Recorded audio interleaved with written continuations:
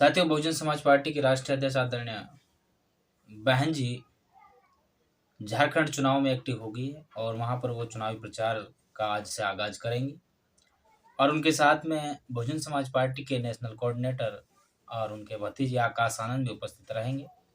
आपको बता दूं कि आज जो बहुजन समाज पार्टी के राष्ट्रीय अध्यक्ष जिस जिले से पलामू जिले से झारखंड का जो पलामू जिला है वहां से आज चुनावी प्रचार शुरू कर रही हैं। तो मैं आपको बता दूं, पलामू जिले में एक विधानसभा आती है, विश्रामपुर विधानसभा।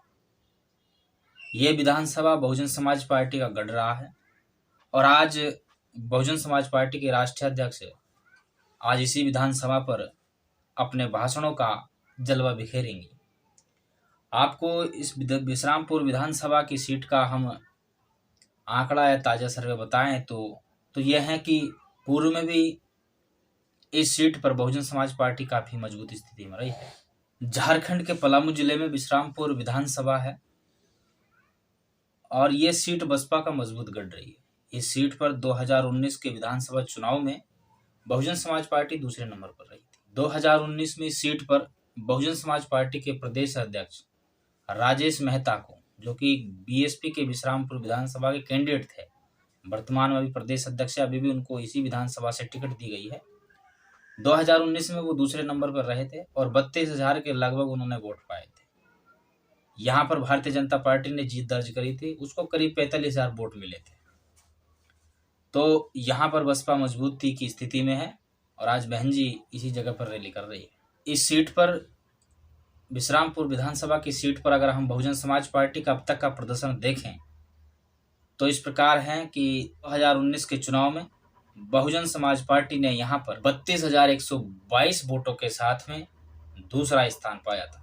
2014 के चुनाव में 19,145 वोटों के साथ में बहुजन समाज पार्टी ने यहाँ पर तीसरा स्थान पाया था। 2009 के चुनाव में बहुजन समाज पार्टी ने यहाँ पर करीब 12,000 के लगभग वोट पाकर के चौथा स्थान पाया था। 2005 के चुनाव में यहाँ पर बहुजन समाज पार्टी ने लगभग 12,500 वोट पाकर के पांचवा स्थान पाया था। 2000 के चुनाव में बहुजन समाज पार्टी ने इस विधानसभा की सीट पर 6,500 के लगभग वोट पाकर के और चौथा स्थान प्राप्त किया था। तो अब तक का ये बहुजन समाज पार्टी का वहां पर प्रदर्शन रहा है। सन 2000 से लेकर के 2019 तक बहुजन समाज पार्टी का यहाँ पर ग्राफ बढ़ाई है। इस सीट पर बहुजन समाज पार्टी ने 6,000 वोटों से लेकर के 32,000 वोटों तक बढ़त बनाई है और 2019 का परिणाम तो ये रहा कि वहां पर बहुजन समाज पार्टी दूसरे स्थान पर रही थी। आप इन आंकड़ों के अनुसार देखेंगे कि सन 2000 से लेकर के सन 2019 तक बहुजन समाज पार्टी का आंकड़ा यहाँ पर निरंतर बढ़ा है, बसपा का ग्राफ निरंतर बढ़ा है और इस बार चांस ये बता रहे हैं, ग्राउंड रिपोर्ट ये कह रही है कि यहाँ पर बहुजन समाज पार्टी इस बार जीत दर्ज करने वाली है और इस विधानसभा से बसपा का हाथी झारखंड विधानसभा में दहाड़ मारेगा। इस प्रकार की ग्राउंड रिपोर्टिंग आ रही है। साथियों, ये तो बसपा का प्रदर्शन हो गया और बसपा का कैसा क्या वहां परिस्थिति है, इस पर हमने चर्चा कर ली। लेकिन अब मुद्दे की बात करते हैं। अब मुद्दे की बात यह है कि यह सीट बहुजन समाज पार्टी का मजबूत गढ़ होते हुए भी यहाँ पर इंडिया गठबंधन के जो तमाम दल है, चाहे वो राष्ट्रीय जनता दल हो, चाहे वो झारखंड मुक्ति मोर्चा हो, चाहे वो कांग्रेस हो, यहाँ पर इंडिया गठबंधन के सभी दलों ने अपने अपने प्रत्याशी उतारे हैं और साथ ही नई नवेली बनी पार्टी चंद्रशेखर आजाद की पार्टी आजाद समाज पार्टी ने भी यहाँ पर अपना कैंडिडेट उतारा है। उनका कैंडिडेट मुस्लिम प्रत्याशी है जिनका नाम सिराजुद्दीन खान है।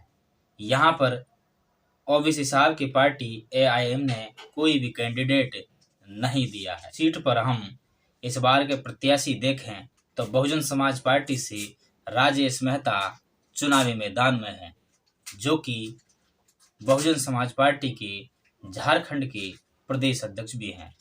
इस सीट पर कांग्रेस ने सुधीर कुमार को टिकट दिया है, वहीं राष्ट्रीय जनता दल ने नरेश प्रसाद सिंह को टिकट दिया है। साथ ही उत्तर प्रदेश का क्षेत्रीय दल समाजवादी पार्टी ने भी यहाँ पर अपना कैंडिडेट उतारा है और जिसका नाम है अंजू सिंह।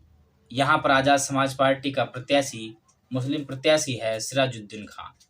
अब मुद्दे की बात एक और है कि साथियों, यहाँ पर बहुजन समाज पार्टी तो चुनाव लड़ रही है, लेकिन इसके साथ साथ इंडिया गठबंधन के वो समस्त घटदल जो पूरे देश स्तर पर बात करते हैं कि हम भाजपा को रोकेंगे, लेकिन जब विधानसभा चुनाव आते हैं तो सब अपनी अपनी हेकड़ी के दबाव में, अपनी अपनी हेकड़ी की अकड़ में अलग अलग चुनाव लड़ रहे हैं। सवाल ये बनता है कि जब इन लोगों में आपसी गठबंधन है तो फिर इन्होंने इस बसपा के मजबूत गढ़ पर अपने अलग अलग प्रत्याशी क्यों दिए, और यहाँ पर आजाद समाज पार्टी ने मुस्लिम कैंडिडेट क्यों दिया, जबकि मुस्लिमों का नेतृत्व करने वाली बड़ी पार्टी AIM ने यहाँ पर कोई कैंडिडेट नहीं दिया। बात यह है कि यहाँ पर एक दिलचस्प बात यह है कि ये सीट बसपा की मजबूत तो रही है, यहाँ पर बसपा का अच्छा खासा रुतबा तो रहा है, लेकिन जो देश स्तर पर ये कांग्रेस RJD सपा के लोग जो बात करते हैं कि हम भारतीय जनता पार्टी को रोकेंगे, तो यहाँ पर वो किस पार्टी को रोकने का काम कर रहे हैं।